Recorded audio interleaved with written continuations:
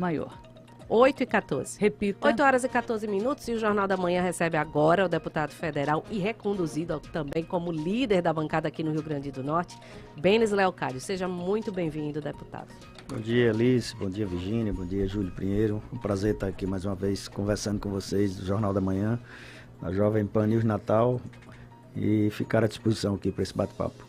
Pois é, deputado, a gente agradece aí o senhor ter aceito o nosso convite, porque o senhor teve uma semana movimentadíssima em Brasília. Aliás, né, o ano legislativo começa movimentado. E o senhor com essa função aí de mais uma vez coordenar a bancada. Tudo fluiu normalmente, deputado? Saímos do processo sem nenhum tipo de arestas entre os seus colegas deputados e senadores? Sim, Virgínia, acho que igualmente os outros dois que nós já participamos, é natural que apareça, às vezes, até o interesse de algum colega de querer participar nessa condição de coordenador da bancada, e até surgiu na primeira reunião que fizemos a semana passada, o deputado Girão, que pleiteava havendo um rodízio na condição de coordenador, que nós concordamos, pleiteava participar desse rodízio. Foi colocado para os pares e a unanimidade decidiram que o nome de Benes seria melhor condições para continuar. Na verdade que a gente tem essa missão e que a participação é de todos. Igualmente, os outros 10 membros, né, os 3 senadores e os outros 7 deputados federais, a gente tem que fazer um trabalho conjunto e é essa a nossa obrigação, que o interesse do Potiguar deve estar acima de tudo. E com um diferencial, Virgínia, eu acho que o maior investimento público que chega ao nosso Estado por ano está sob a responsabilidade dos membros da bancada federal. Que são as emendas. As emendas, Virgínia. E para este ano, eu quero dizer aqui em primeira mão para vocês, passará de 700 milhões de reais nos investimentos de emenda impositiva. Isso é uma mudança muito benéfica, muito importante para nós potiguares, porque podemos olhar o orçamento geral do Estado, o orçamento da Prefeitura de Natal, o orçamento dos municípios, nenhum desses entes poderão, nem tem condições de lançar a título de investimento um volume de recursos dessa monta. Por que é esse valor? 285 milhões são as emendas de bancada. Cada deputado federal terá, agora com a PEC da transição, que foi aprovada no ano passado, e aquela decisão do STF não a mais aceitar aquelas emendas de relator, transformou parte daquelas emendas em emendas impositivas. Então, o deputado federal, que já tinha 19 milhões por ano, passará para 32. E os senadores com um diferencial a mais. Cada senador poderá indicar 59 milhões de reais. Então, no fim das contas, foi melhor para os parlamentares? Foi melhor para os parlamentares, para os municípios e para os estados, porque você não vai depender do governo do plantão para liberar ou não esse recurso. É impositivo. Você indicou, ele chega na ponta. Então, obras estruturantes, importantes, vocês têm a certeza que já tem à disposição do Rio Grande do Norte esses 700 milhões. O deputado Benes, essa nova modalidade, né, que surge aí na tarefa dos parlamentares, isso deu um novo fôlego e até uma nova importância para esses mandatos. Porque até antes das emendas impositivas, se tem um mandato muitas vezes de deputado federal, não tinha tanta força quanto tem hoje, né? A gente viu alguns que foram para a Assembleia, depois saíram da Assembleia, foram para a Câmara Federal, depois retornaram, porque não existia essa força que o deputado federal tem hoje nas mãos. E isso o senhor atribui às emendas? Eu tenho certeza, Virgínia, e traz uma maior independência aos parlamentares. Você não precisa estar atrelado à base de governo A, B ou C, para que a sua indicação ou as suas emendas chegue lá no município, menor que seja, Viçosa, Venha Ver, Pedra Preta. Segunda vez que a gente fala em Viçosa em 2 dias. Ou a capital do Rio Grande do Norte. Mesmo, está famosa assim na cidade de Viçosa, Júlio? É vizinho a Itaú lá, minha cidade. Tá. Então. E administrada pelo prefeito Dr. Ramon, que é meu parceiro, meu amigo. Aliás, Virgínia, foi uma das maiores votações que eu recebi agora em 2022. 69% dos votos para deputado proporcionalmente, federal. Proporcionalmente, exatamente, 2 mil eleitores. A primeira foi Pedra Grande para mim, eu recebi 72% dos votos. Então, Júlio, você registrou aqui, quero registrar isso, agradecer os viçosenses pela confiança. Perdão, Virgínia, Benes, mas a gente queria que explicasse, o senhor foi reconduzido como deputado para ser, mais uma vez, coordenador, queria que explicasse qual é o trabalho que exerce o coordenador da bancada. Muitas vezes o nosso ouvinte pode não estar atento, qual é a função real e qual a vantagem, entre aspas, que tem para um deputado coordenar a bancada? Para o coordenador ou parlamentar, nenhuma. É trabalho, alteração zero real. De indicação de emenda, nem de espaço de auxiliar, ninguém. É o seu gabinete que responderá cumulativamente pelo seu mandato e o de coordenador. Mas Apenas acaba de se aproximando representar. dos prefeitos também, né? Eu acho que não, Virgínia, porque a gente não tem poder nenhum de indicação para município A ou B. Cabe a cada parlamentar fazer a indicação no que for em relação à emenda de bancada e vem para o coordenador só homologar e encaminhar para onde ele está mandando. Não tem alteração nenhuma. O mesmo poder que tem o deputado Benes como coordenador de bancada, tem qualquer membro da bancada no tocante à indicação de emendas para qualquer município. É uma função muito mais de organização. Muito mais de organização, de coordenação e outra coisa, de fazer o elo entre a bancada e a Comissão Mista de Orçamento do Congresso no tocante às emendas coletivas decididas. Um exemplo aqui do Norte, para cada estado o valor é o mesmo, são 287 milhões, tanto faz São Paulo como Rio Grande do Norte. Aliás, há até uma disputa muito grande dos grandes estados em querer mudar essa regra, levando em conta a população. Mas não é justo porque o Rio Grande do Norte tem apenas 8 deputados e 3 senadores, mas São Paulo tem 70 deputados. Então, 70 deputados, Virgínia, ele já leva. Ou seja, se cada deputado daqui do Rio Grande do Norte vai ter 32 milhões, cada um dos 70 de São Paulo tem 32. Então, multiplicando por isso, já é um diferencial muito grande.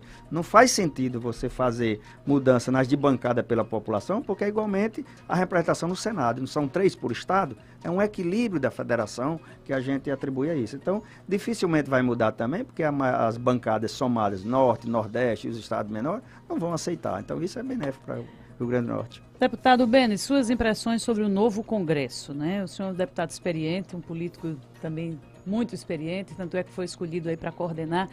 Me dê para os nossos ouvintes aqui uma impressão do Congresso Nacional nessa nova legislatura que iniciou há poucos dias. Virgínia, eu na condição de membro de uma bancada também de centro, não só da legislatura que terminou em 31 de janeiro, a 56ª, e agora a 57ª, a gente vê também majoritariamente membros nessa condição. Vê de um lado aqueles esquerdistas, ou ao lado de esquerda, que é em torno de 140 parlamentares, de direita também, que não tinha aquele, digamos, um certo extremismo, que eu discordo, eu nunca entrei nessa condição, e a gente vai ver de um lado uma bancada da esquerda, outra da direita, acho que em menor quantidade, 120, 130 parlamentares, e outros quase 300 de centro, que aí, onde há sempre aquele batismo do velho centrão, de partidos consolidado nessa PP, legislatura, de o Centrão? Republicanos, de União Brasil. União Brasil. Então o senhor se coloca nesse momento? Eu me coloco nesse momento e imaginando uma coisa, eu acho que a missão do parlamentar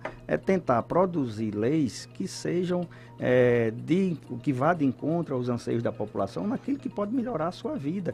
Nada de estar lá radicalizando, discutindo, debatendo ou fazendo barulho por bandeira de partido A ou B. Eu sei que não leva nada para o nosso país. Eu entendo e assim eu fiz. Desde quando tive a minha primeira experiência de prefeito municipal, aos 21 anos de idade, imaginei. A gente recebe um mandato popular, a confiança das pessoas, imaginando que cada um possa se sentir representado para que as coisas possam chegar a cada uma das nossas cidades, nossas comunidades, que venha melhorar a nossa vida.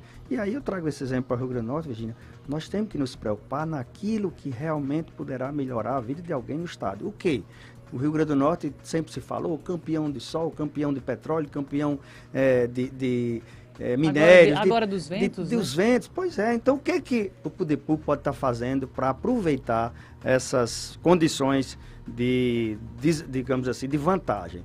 Eu digo como ontem o Estado esteve inaugurando o Parque Eólico lá em Lages, mas a gente já sonha aqui hoje com a chegada de parques eólicos no mar. A famosa indústria eólica offshore.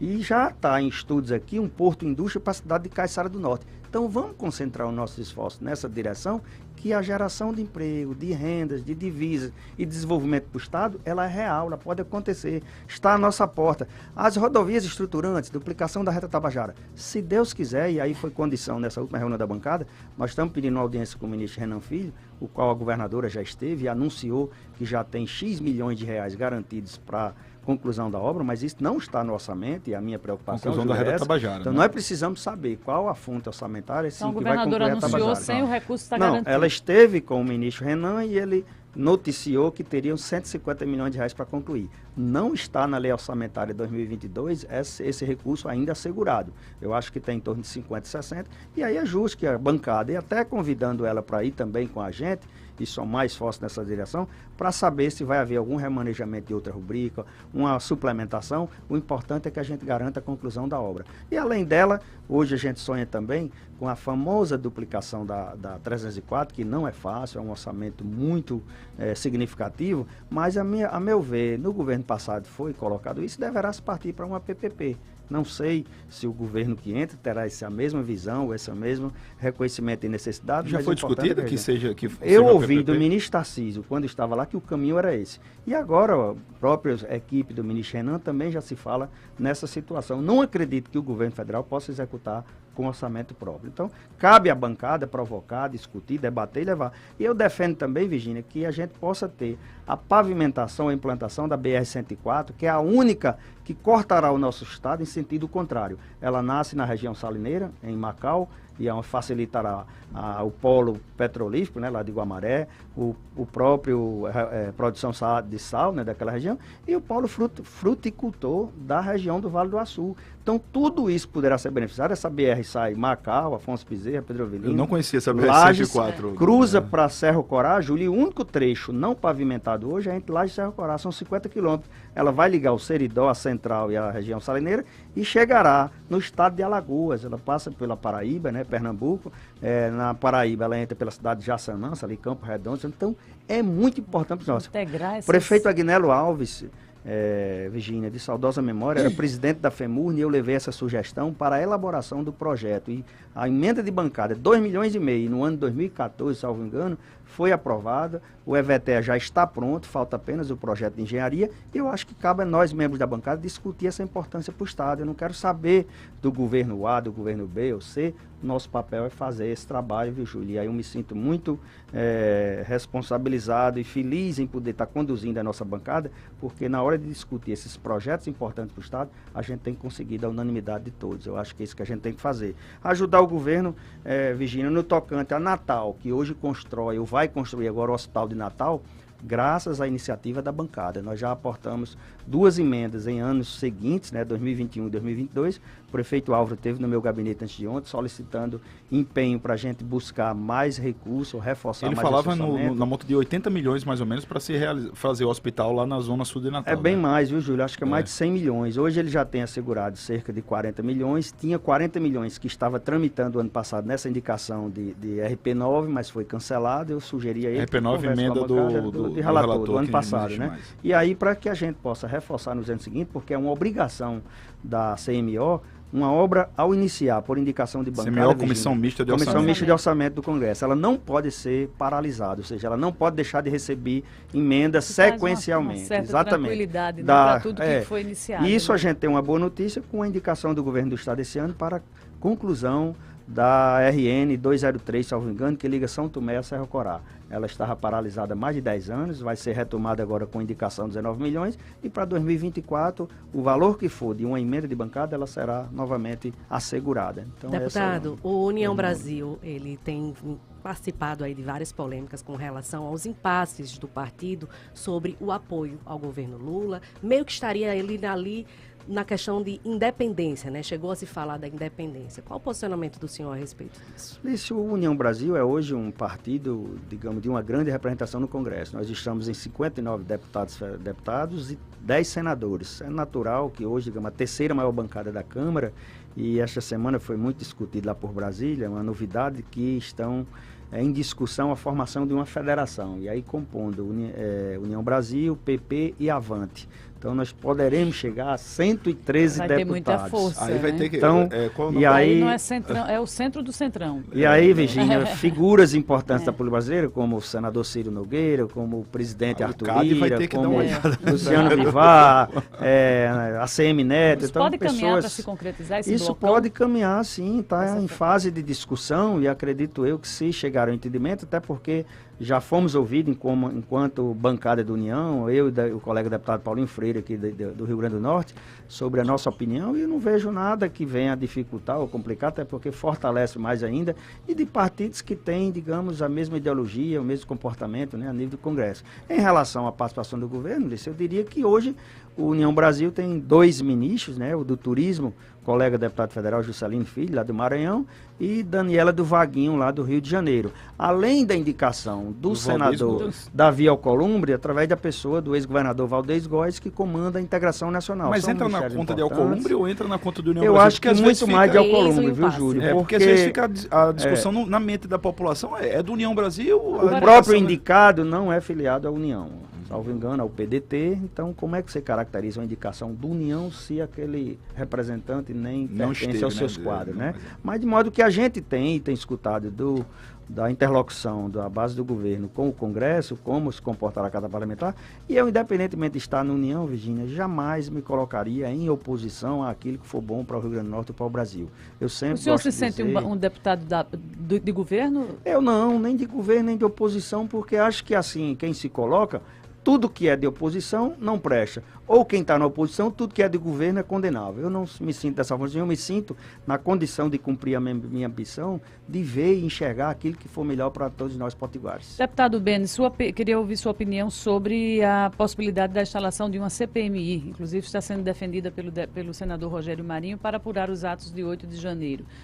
Qual a sua posição em relação a essa instalação de uma comissão? Eu tenho visto essa manifestação e, digamos, se for do entendimento da maioria dos membros do Senado e da Câmara, como ela é mista, né, a proposta aí, que se instale, até porque são fatos que interessam à população brasileira, que devam ser esclarecidos, de quem contribuiu, de quem apoiou, de quem ajudou, de quem cometeu, digamos, a loucura de destruir o patrimônio público, que é de todos nós brasileiros. Adiantou o quê? Resolveu o quê aquela manifestação com aquele quebra-quebra na sede dos poderes, que, a meu ver, se alguém achava em fazer, digamos, chamar a atenção ou fazer alguma coisa de mudar a realidade do pleito, é uma pura ignorância isso. Então, se é que seja para o bem e esclarecimento do povo brasileiro, que se faça.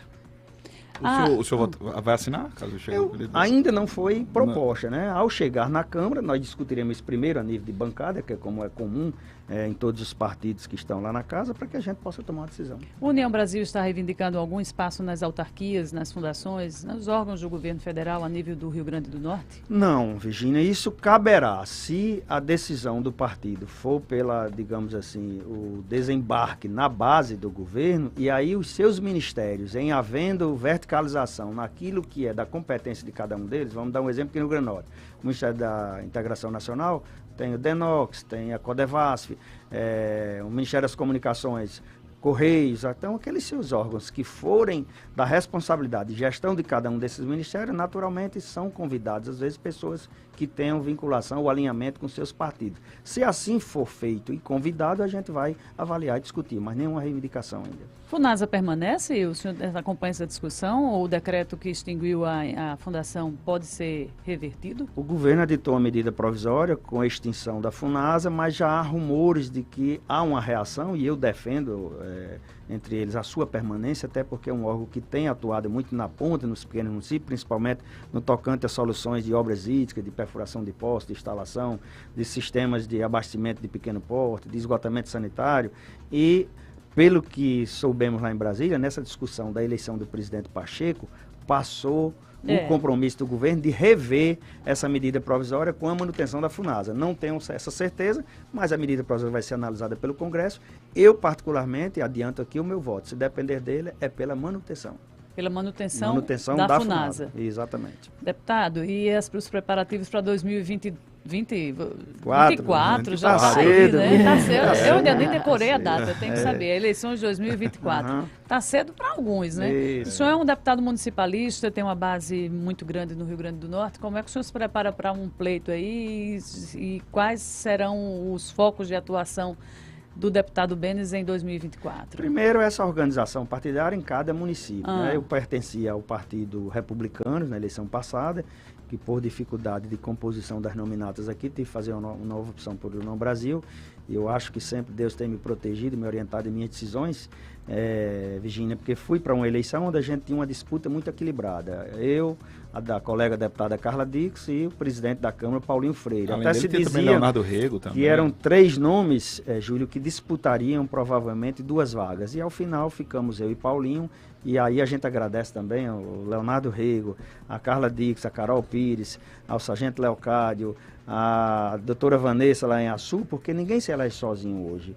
decisão de candidatura proporcional agora é votação de grupo. Então, isoladamente, ninguém vai a lugar nenhum. E nós tivemos o exemplo no Rio Grande do Norte de colegas que já estavam mandatários, que com boas votações ficaram de fora. O deputado Beto Rosado, o ex-governador Garibaldi Filho, que teve uma excelente votação, 92 mil votos, e não alcançou o ponto de corte, o quociente eleitoral de mais de 180 mil votos. Então, a gente tem que pensar em grupo, em cláusula de barreira. Aí, para as eleições municipais, Virginia, nós já estamos organizando, eu tenho a impressão, se União Brasil for isoladamente... Já tá em curso? Não, eu digo no tocante à organização do seu diretório. Não está falando de nome. Para haver candidatura, tem que primeiro ter diretório. E até maio agora nós temos prazo para fazer essas organizações, para instalar. E há até um critério interno já dentro do nosso partido, de que os partidos hoje são compostos praticamente de deputados federais e senadores. No Rio Grande do Norte não tem dificuldade nenhuma. Acredito eu que aqueles que foram candidatos à eleição estadual, como Maurício Filho em João Câmara, doutora Vanessa em Açu, Leonardo em Pau do Ferro, muitos deles que desejarem participar da eleição municipal, naturalmente já caminharão para essa organização. Em Natal, há essa grande interrogação, primeiro, da disposição do colega Paulinho Freire. Ele é candidato? De disputar ou não. Tem dito que agora não vai ver, está analisando e tal, mas é um grande quadro, eu tenho certeza que se for a decisão dele, primeiramente, depois do nosso União Brasil, com certeza. E aí passará também uma discussão com o próprio prefeito Álvaro, que não vai mais ser candidato, e Paulinho hoje, que fazia parte da sua base de apoio na Câmara Municipal, e é um grande aliado hoje, não só de Álvaro, mas também dos colegas parlamentares da Câmara de Natal, que poderão estar participando do pleito. Alisson Bezerra vai para a União Brasil? Alisson teve uma conversa com o presidente da nossa agremiação aqui no estado, o senador Agripino, e em Brasília essa semana tivemos várias reuniões no Ministério da Integração, no gabinete do colega Paulinho Freire, e ele nos colocou da disposição de ingressar nos quadros do União Brasil. E de imediato, já contando com a nossa recepção e apoiamento, a minha e do deputado Paulinho, de ajudar Mossoró, que hoje ficou sem representação federal, nem de oposição, nem de situação. Tanto do partido do prefeito Alisson, que é o Solidariedade, como a oposição, que era o Progressista, através do deputado Beto. Nós já temos a obrigação de cuidar do Rio Grande do Norte, por que não aceitar o prefeito Alisson? É muito bem-vindo, ele e os seus seguidores, para que a gente possa, de mãos dadas, ajudar o município Seriam de Mossoró. Os deputados federais de Mossoró. Deputado, só para encerrar, a Estrada do Cajueiro é outro ponto, o senhor conhece muito bem o Rio Grande do Norte, emendas, há possibilidade de recursos, emendas parlamentares destinadas aí para a construção e recuperação da Estrada do Cajueiro, que é aquela estrada que escoa boa parte da produção de petróleo, de gás, e que está hoje em péssimas condições? Eu diria, Virginia, que no futuro sim. Para este ano, não? As emendas já foram definidas o ano passado, né? A gente aprovou o orçamento em 2022 para viger em 2023, as de bancada. As individuais, cabe a cada parlamentar, se quiser aportar algum recurso e se tiver a dotação, fazer. Eu acho que para o Rio Grande do Norte, Virginia, a gente tem obras muito importantes que a gente tem que estar preocupado. A própria conclusão do ramal do Apodi Mossoró, né, que é a conclusão de transposição de São Francisco, a adutora do Agreste, que sai lá de Piquiri até Nova Cruz, Santo Antônio, e ajudando a adutora Monsenhor Expedito, que é de Santa Cruz, que está saturada, ela está com a condição de bombeamento totalmente exaurido. Isso aí vem facilitar a vida de toda essa população aqui do Trairi, do Potengi e do Agreste. E também a integração de bacias hídricas do Seridó. Eu estava ouvindo há pouco, eu fui falando que o açude Dourados em Currais Novos entrou em colapso, né? Secou. É o primeiro que seca. Exatamente. Na hora que a gente tiver essa integração de bacia de Seridó, acho que o projeto em torno de 300 milhões de reais, a gente vai ter a tranquilidade e a certeza, vem água do Rio São Francisco através da barragem de Oiticica, né? Ou lá de Jucurutu, para resolver de uma vez por todas essa questão. Então, são obras que devem estar no radar da bancada, do governo da professora Fátima. Próximo ano. Não, essa já está em curso. Sim, já estão contratadas. Então, a gente deve estar priorizando recursos para essas obras que já estão encaminhadas, né? As outras eu defendo assim, veja, essa questão do Porto Indústria lá de Caiçara do Norte, né? O próprio hospital de Natal, o hospital municipal, e o hospital de trauma, que é uma das prioridades que o governo do estado tem falado. Nós temos que avançar, porque é aquela velha e conhecida reclamação, superlotação do Valfredo, né? A questão da segurança, e a gente tem visto tem que haver uma união para essas emendas também não ficarem muito pingadas e não trazer o tamanho da representatividade delas. Mas esse pinga que existe é da condição da parcela de cada deputado, de cada senador. Mas as de bancada têm tido a união. Está aí o exemplo do Hospital de Natal, a obra do Complexo da Ridinha. Ela está acontecendo graças à união e o entendimento da bancada. A própria engorda de Ponta Negra, que iniciou com uma indicação de bancada, bancada, mas depois o prefeito Álvaro pediu para remanejar esse recurso para o Covid, e na época foi aceito, né? Então hoje, recurso do Ministério do Desenvolvimento Regional é quem está custeando. Então são obras, Júlio, que vão mudar a realidade da população potiguar, e aí, Virginia, nós temos que prioritariamente pensar em geração de emprego. Não há renda, não há melhoria de vida, não há mudança. E a infraestrutura, ela é fundamental, principalmente para o né? turismo aqui no nosso estado, a relicitação do aeroporto de São Gonçalo, né? Essas BRs, os portos, e aí a gente imaginar que o governo possa estar priorizando essas linhas de financiamento para que a gente realmente cumpra o papel legislativo, executivo, municipal, estadual e federal, para pensar nas pessoas, os partidos, os mandatos, as brigas, as confusões, as bandeiras. Deixe isso para o tempo da eleição. A bancada pode se unir para trazer para cá o hub dos Correios? Sem dúvida. Se se falou nisso mesmo? antigamente, né, quando estava na disputa do governo passado e depois veio aquela discussão de privatização, eu acho que é uma discussão a ser retomada. Se falava naquela época do Datan, que iria para Recife ou Pernambuco. Exatamente, a gente perdeu então, alguns. Eu acho até da Azul, o nosso papel enquanto coordenação, Virginia, é esse, é de ouvir as sugestões, as orientações, as opiniões e fortalecê-las. Eu pedi audiência agora com o ministro da Infraestrutura e com o ministro da Integração, discutir BRs e discutir as obras críticas do Estado. Quando é que essa audiência que o senhor convidou a governadora para participar, para tratar aí da questão dos recursos da 304? Na próxima semana, quando o Ministério confirmar a data, eu estarei avisando a governadora e eu tenho certeza que ela está totalmente disposta e já tem feito isso individualmente,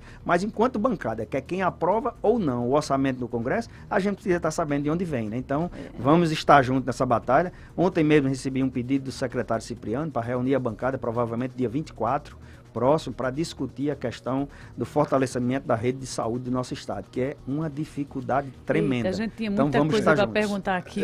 Lícia já está aqui brigando. Mas já quero fazer uma coisa, pergunta. Rapidinho, só para terminar. Até quando já terminou o prazo para a indicação das emendas as individuais começaram o dia 2 agora, vão até o dia 16, as de bancada. Então, em março, Brasília ainda vai ter muito prefeito do Rio Grande. Nós temos 3 etapas, Júlio, as de individuais, as de bancadas e as de RP2, que é recurso de programação. Ainda existe emenda PIX?